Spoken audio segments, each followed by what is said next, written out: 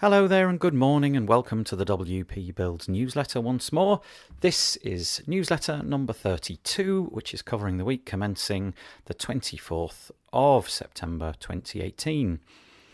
It was put live on Monday, the 1st of October 2018, and we're going to be talking about WordPress news and a few extra little bits in just a moment. But before we do that, just do the normal stuff that I do at the beginning. If you go to wpbuilds.com, that's where we keep all of our content. But if you go to the menu at the top and click subscribe, you can join us in our Facebook group, Slack channel, get messenger updates, find us on YouTube where we post most of this content as well. If you also go to the link for webinars, that's /webinars, you can join us in a few weeks' time, 11th of October. We'll be joined by Tom Carlos, and he's going to be talking about Beaver Team Pro and how he's built that plugin to help you do things faster with Beaver Builder. Lots of extra functionality thrown in there. If you go to the deals page at /deals, you can get lots and lots of money off the following items: Erin Flynn's courses, Beaver Team Pro, Main WP, Blog Vault, Malcare, Toolset, and Blocks Party. And it's worth using those coupon codes because, you know, it's a little bit off the price, which is always good. If you go over to giveaways, we've got two competitions going on at the moment. The first one is closing quite soon. It closes on the 3rd of October. That is for 10,000 image compression credits from WP Compress. And just opening, this one's open until the 17th of October. It is 2 lifetime licenses for WP Ultimo, which is maybe something you want to look at. And yeah, that's great. So there we go. Let's start with the actual news this week. The first one is from the WP Tavern website, and it's entitled Gutenberg 4.0 Release Candidate 1 will be available in the next few days. Well, there's not a lot more to say. There's been a lot of development over at Gutenberg recently, and 4.0 Release Candidate 1, so this is very much getting to the end of things now. We are on our 40th release, and yeah, this is coming in the near future, so just to warn you of that, I suppose. Right, the next one is also about Gutenberg. The first few, in fact, are about Gutenberg. This one, again, WP Tavern, is WordPress theme developers begin marketing themes as Gutenberg compatible. We have a small window for this to be applicable, and really it's just a marketing stunt as far as I can see, because when Gutenberg goes into 5.0, it will stop being called Gutenberg and it will just simply be called the editor. So at the moment, people are trying to market their themes as Gutenberg ready, which is fine, you know, that's a decent thing to do. But if you go over to Theme Forest, which has some 30,000 or something products on there, and I think 11,000 themes or something like that, the developers of those themes are starting to realize that maybe this is a way to get people sucked into it. I don't really have anything to say beyond that other than, you know, it is happening and it's worthy of mention. Right, the next one. This follows on directly from that because this week over at wplift.com they've got an article entitled 10 Awesome Gutenberg Compatible WordPress Themes, and they've got a take on this. They think that they know, which is fine, you know, I wouldn't disagree with them, what makes a Gutenberg compatible theme, and so they've got the following things: special style support for Gutenberg blocks, support for full width alignment options, custom styles in the Gutenberg editor possibly, and then they go on to list 10 themes which they think receive that accreditation, if you like. It's Atomic blocks and Guten type and editor blocks and so on, and you can see them on there. But needless to say, we're getting so close to Gutenberg being released that people are starting to get all creative with it and starting to name things and decide that they need to push Gutenberg compatibility because it's going to happen. Okay, the task list for Gutenberg is getting shorter and shorter. Matias Ventura, one of the leads on the Gutenberg project, over on make.wordpress.org, has a great big list of all the completed tasks. And to be honest, the completed task list is massive. And the amount of things that need to be completed are basically non-existent anymore. In fact, I think it's true to say that the list of things that they wanted to be ready for it to go live have now been completed and have been for a few release cycles. So that's interesting. I mean, as 5.0 approaches, it would appear that we are, you know, at the point where this is going to happen. Speaking of which, again, back at the WP Tavern, at an article entitled WordPress 4.9.9 release may shift focus to PHP 7.3 compatibility. What would appear to be going on here is that really there's not a lot to do in 4.9.9 except maybe make some things that are PHP 7.3 compatible, a few little bug fixes there. And it may even be that 4.9.9 just really doesn't quite happen.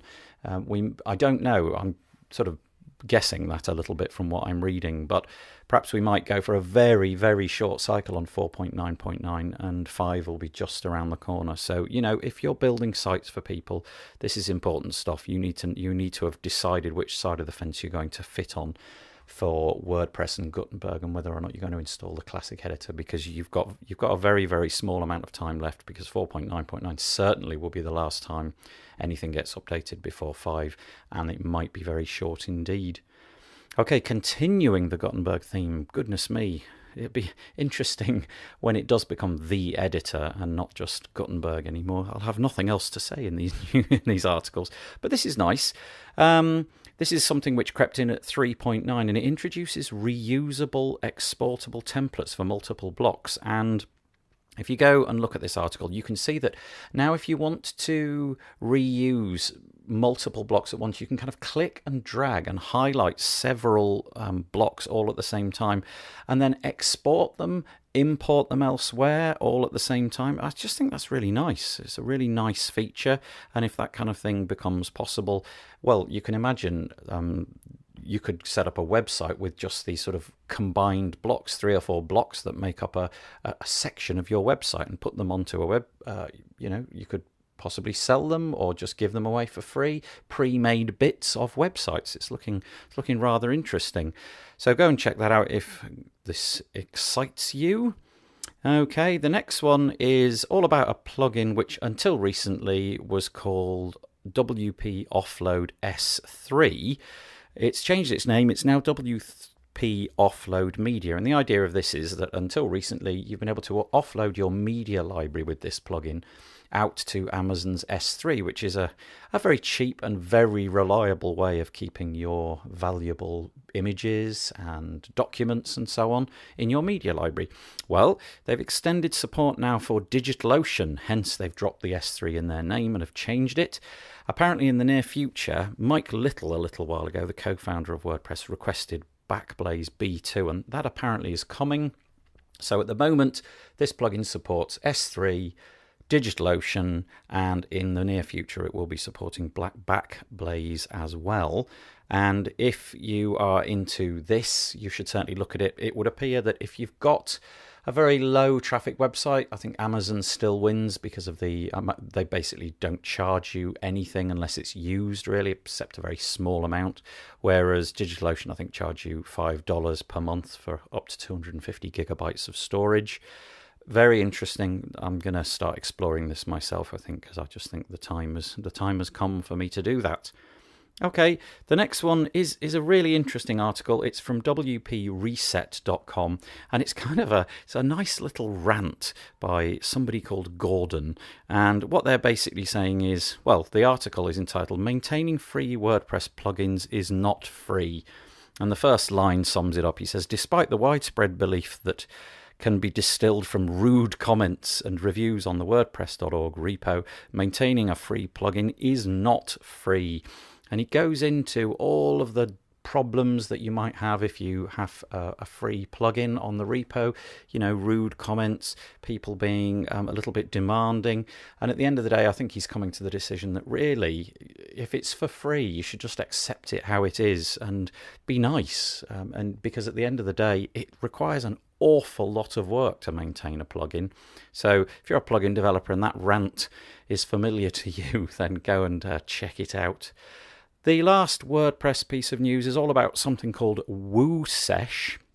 It's a WooCommerce online conference, and it's happening between the 18th and 19th of October, so in a few weeks, and you can go and subscribe to it and upskill your WooCommerce skill set. So if that sounds like you, if you're a regular WooCommerce user, or if you're dabbling with it and you feel that you'd like to get better at it, maybe this is for you. 18th and 19th of October. Okay. Right, the non-WordPress news this week. Apparently, just in this morning, as I record this, Facebook has been, well, hacked, I suppose is the wrong word, but 50 million people's Facebook credentials have been hijacked. And it's got something to do with this feature called View As, where you can view your profile as if you were logged out and looking at it as if you were somebody else. And apparently in some way people were able to get session tokens or session information, and then they could basically steal your credentials and log in as you. And then they could use those credentials to log into any other service which you use Facebook to log into. So goodness me, 50 million. And apparently,